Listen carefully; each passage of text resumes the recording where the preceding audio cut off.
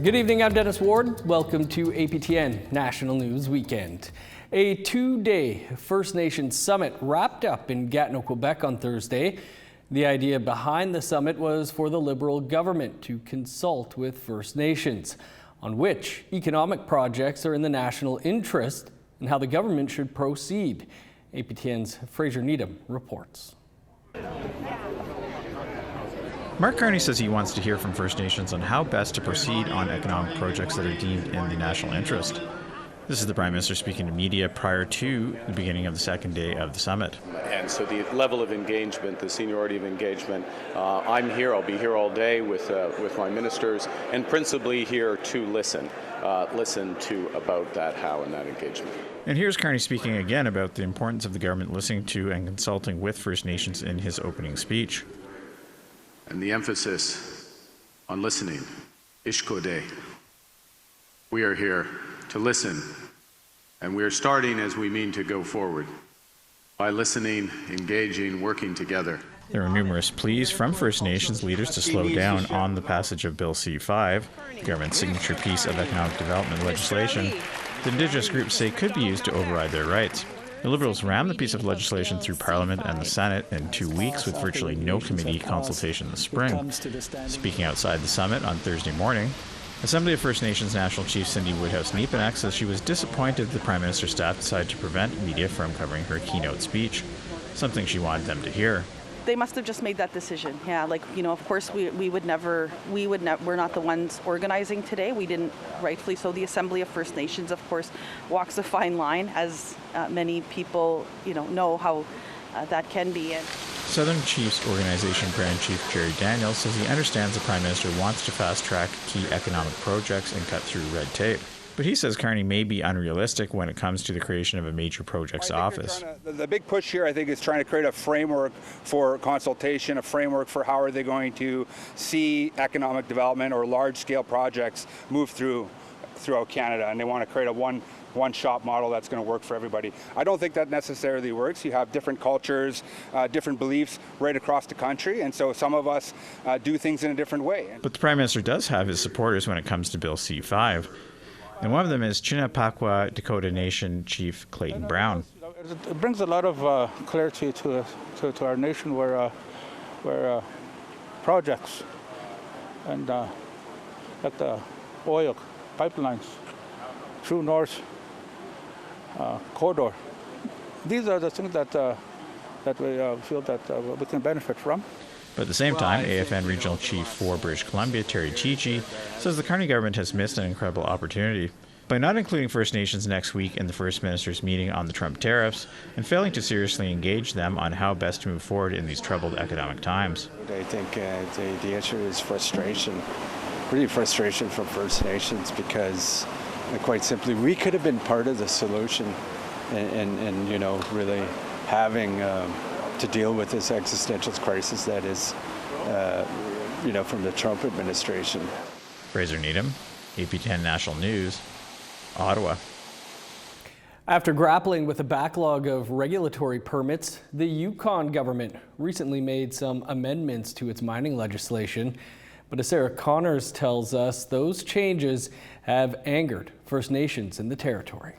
First Nations in the Yukon say they're not happy about recent amendments to the territory's mining regulations, and they're calling on the government to repeal them. In May, the Yukon government announced temporary amendments to the territory's placer, quartz, and water regulations to ease a backlog of permit approvals and license renewals. They allow eligible operators to continue working while waiting for project approvals. But that's news to First Nations, who say they weren't consulted about the changes. Concerns about the amendments were raised at the Council Yukon First Nations Annual General Assembly last month. The Council, which represents 10 First Nations in the Yukon, passed a resolution calling for an urgent repeal of the amendments and direct engagement with them to address the permitting backlog. The Trondeck-Gwitchin First Nation in Dawson City, whose traditional territory is a hotspot for placer mining, is taking particular aim at the amendments. It said in a release it's not opposed to responsible mining, but feels the amendments violate its treaty rights and doesn't address the permitting issue at hand, stating, Yukon government should be familiar with the cyclical nature of mining permits and their corresponding expiries. This surge in permit renewals is entirely foreseeable and could have been addressed by the government with adequate resourcing and capacity. But the Yukon government says the extensions only apply to activities that have already undergone thorough review under the territory's Environmental Assessment Act, which includes consultation with affected First Nations. It also says no new activities or expansions are authorized under the amendments. The Council of Yukon First Nations resolution calls for an emergency meeting within 30 days if the government fails to take action. Sarah Connors, APTN National News, Whitehorse. Manitoba's chief medical examiner, John Yunez, has called for inquests into the deaths of 7 men who died in correctional institutions between 2020 and 2021. 5 of the 7 died by suicide in 2020 at the Stony Mountain Institution, just north of Winnipeg. Yunez is calling for an inquest into the death of William Amo as well, who was in custody when he died.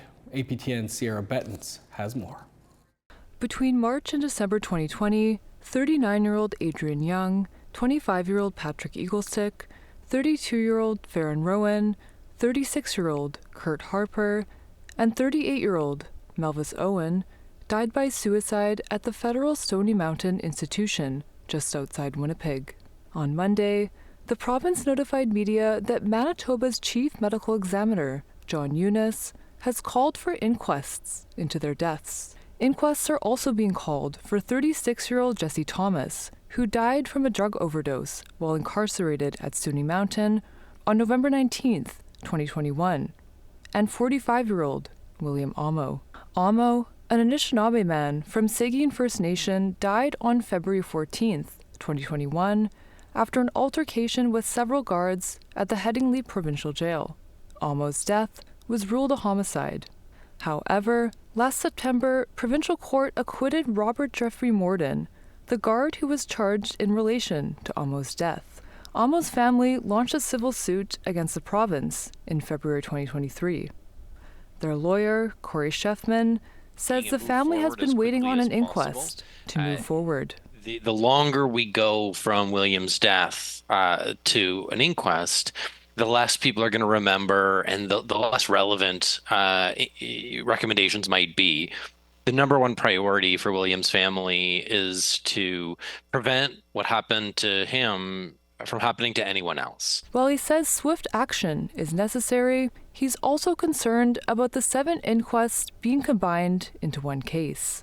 It's important that we not bring together dissimilar cases where the result of that is going to be that the outcomes of those inquests will be watered down. He says inquests will allow for more of the truth to come out and for recommendations to be made. No one is going to be found guilty for anything at the inquest. That's not what the inquest is about. And so it's a really important opportunity to talk about policy changes, to talk about what went wrong and how to prevent it from happening again. APTN reached out to Manitoba's chief medical examiner for comment, but did not receive a response by airtime. Sierra Bettens, APTN National News, Winnipeg. Last Friday marked 35 years since the 1990 siege of Kanesatake began. And every year a commemoration is held for that siege. But for the first time, a gathering was held in Montreal with representatives of Kanesatake and its sister community, Kahnawake. And as APTN's Savannah Craig reports, land back was a major theme this year. They want people to get hurt over a golf course. And Native people are fed up with being pushed around and our land taken. 35 years has passed since the 1990 siege on Kanesatake, when the federal government sent 4,000 soldiers into the Mohawk communities of Kanesatake and Kahnawake, after a blockade formed in Kanesatake to prevent the neighboring town of Oka from building a golf course on part of Kanesatake's land known as the Pines, which included Kanien'kehá:ka burial grounds. We're not going to forget it. And it's not something to forget because it's not fixed. A commemoration was held in downtown Montreal to remember the 78-day standoff. It's not a celebration for us, for me anyways, because Marcel Lemay was killed for a golf course. You know, a man lost his life. So for me, it's a commemoration, especially considering that we were shot at and were almost killed by the Sûreté du Québec. The commemoration is an annual event held in Gonasadage, but it's the first time one was held in Place du Canada in downtown Montreal, where more than 100 people gathered. Coming to Montreal, we thought would be a bigger voice, a bigger space to maybe call attention, have some calls to action, and help us to move forward in Gonasadage. Wanda Gabriel was a young mother at the time of the siege. Her cousin, Ellen Gabriel, was the spokesperson at the time. She says the defending of Kanien'kehá:ka land didn't conclude in 1990. How are we going to stop the land theft? Because they keep going. You know, they're relentless. Gabriel says Gonasadage continues to be threatened by land grab. We're not out of the woods yet, and we still have people who want to develop. We have the, niobium mine that people want to reopen. This is Mohawk land! Former AFN-QL Regional Chief Ghislain Picard says what happened in 1990 was impactful for all Indigenous people. The issue at hand back in 1990 is still very much the same issue today. It's an issue regarding lands, and to me, that's probably the kind of message that this commemoration has to carry. How do we go about settling issues that have been, long-standing for decades? Some here today are not just commemorating 35 years since 1990, but they're also demanding these calls to action to be implemented, some of which include upholding UNDRIP, establishing a community healing fund, and land back. Another call to action for me, it's such a big event that happened in this country in 1990, and it's not in the history books. It's not in Quebec's history books, it's not in Canada's history books, it's not even in our own history books in the community, and I'd love to see it in our history books so that people can know and understand the implication of what happened. And the original dispute has yet to be resolved. The land dispute that has been going on for over 300 years and has not been resolved 35 years later, I think it's really important for people to realize that and understand that. Savannah Craig, APTN National News, Montreal. Still to come here tonight, we'll take you to a powwow in Edmonton and hear from a master lacrosse stick maker. Stick around.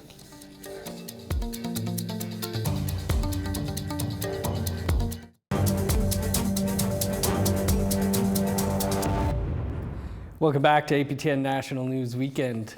The Cahawan Cree Nation in Alberta held their annual powwow away from home this year.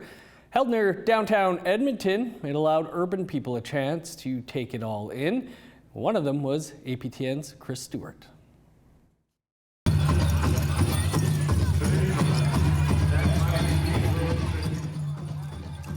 Edmonton's Remax Field was the site of Ki'iwin's 2025 powwow.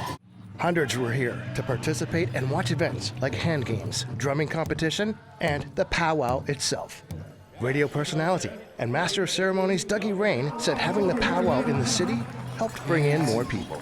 The Cahawan Cree Nation partnered up with the city of Edmonton to bring all the powwow people together. They come together and brought a number of youth, urban youth. And I'm going to tell you something about the urban community. Sometimes the urban community doesn't get the opportunities to powwow all over Canada, United States. And with the partnership with the city of Edmonton, they have created a venue for our urban youth to come out and celebrate.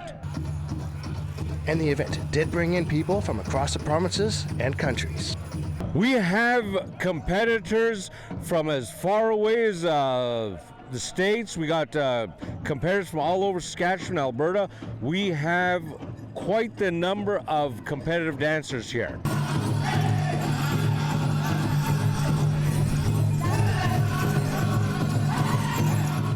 Martha Cardinal teaches Cree, or Nayawin, at the Saddle Lake Cree Nation. She says the number of youth participating is inspiring. It makes me happy to see young people dancing. You know, they're not caught up in the drug and addictions, you know. This is their way of, you know, keeping our cultural alive.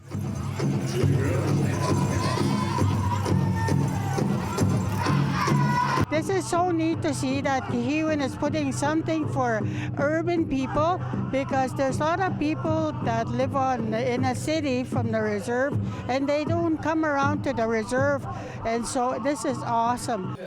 Chris Stewart, APTN National News, Edmonton. Lacrosse has been played for centuries, although not always in its current form. The sport is said to have been played by Indigenous peoples in North America as early as the 12th century.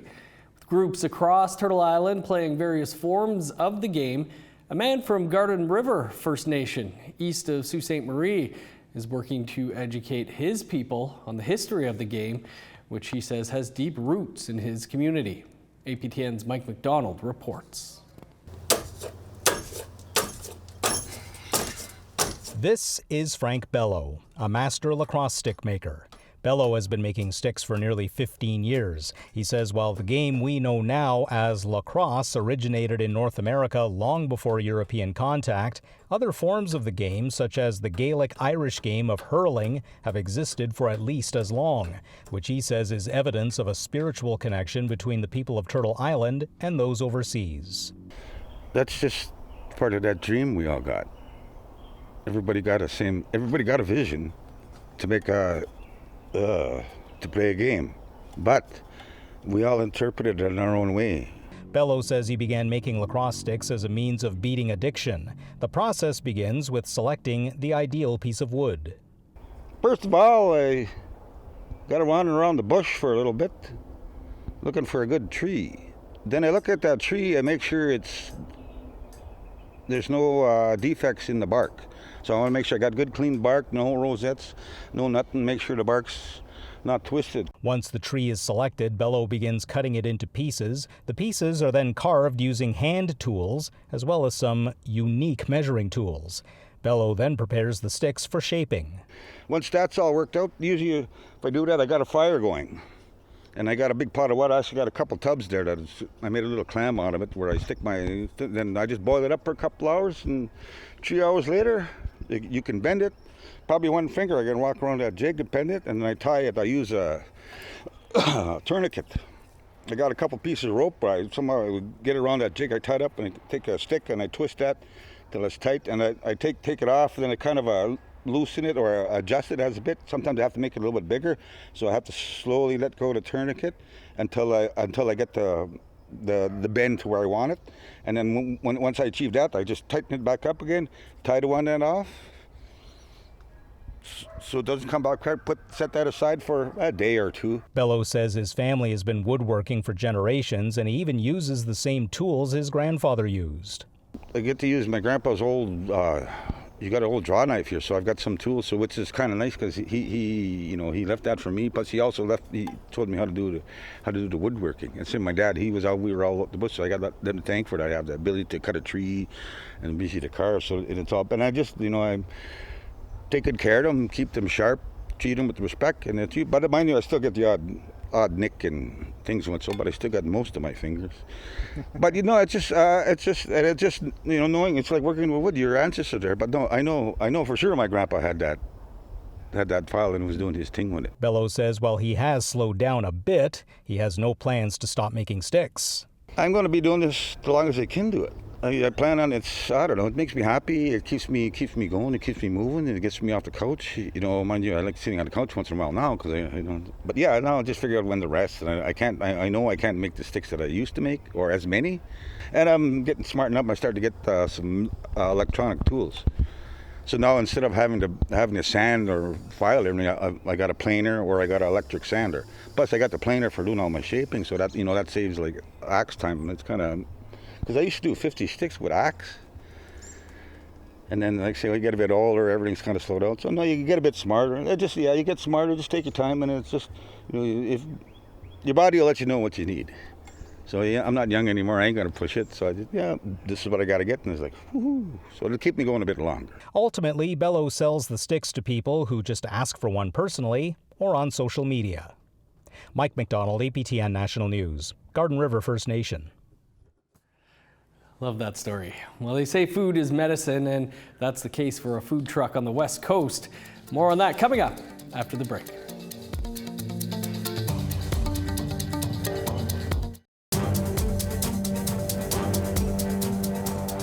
Welcome back to APTN National News Weekend. An entrepreneur from British Columbia has just launched her own food truck. And as APTN's Tina House reports, for her, food is medicine and made with lots of love. Take a look at that, nice and soft, just like marshmallows. Come get some. Ruby Harry not only runs a catering company called Four Directions Catering, but she has recently launched her own food truck called Medicine Wheels. And for her, it's a dream come true. I am so proud, so happy, and I am beaming from the inside out. My spirit is happy. It all started one night when she was scrolling through Marketplace on Facebook, when she says she came across this abandoned old food truck for sale. She said she looked past the chipped paint and old interior and saw potential. She worked hard, saved the money, and sold a lot of bannock to eventually rebuild the entire engine, put in a new kitchen with top-of-the-line appliances. She also taught herself how to get through the permitting process. I got this business off the ground by long, hard hours and lots of money, but we got it done. It's a 1988 Brewmaster, and she's spotless, she's brand new, and she's ready to go. She's ready to feed anybody, anywhere. And her big baby food truck, which she affectionately calls it, has already hit the road from Mount Currie to Bowen Island to Kamloops. Medicine Wheels food truck serves everything from homemade slow-cooked brisket poutine, wild salmon and fries, to her signature berry pickers dessert bannock, Indian tacos with fresh-made bison chili, to halibut. Everything on her menu is what Ruby says, made with love, and her customers feel the same way. Absolutely awesome. I had just had Elder Lois over here just shared some of her lunch with me, and it was fantastic. And for Ruby, her food is medicine.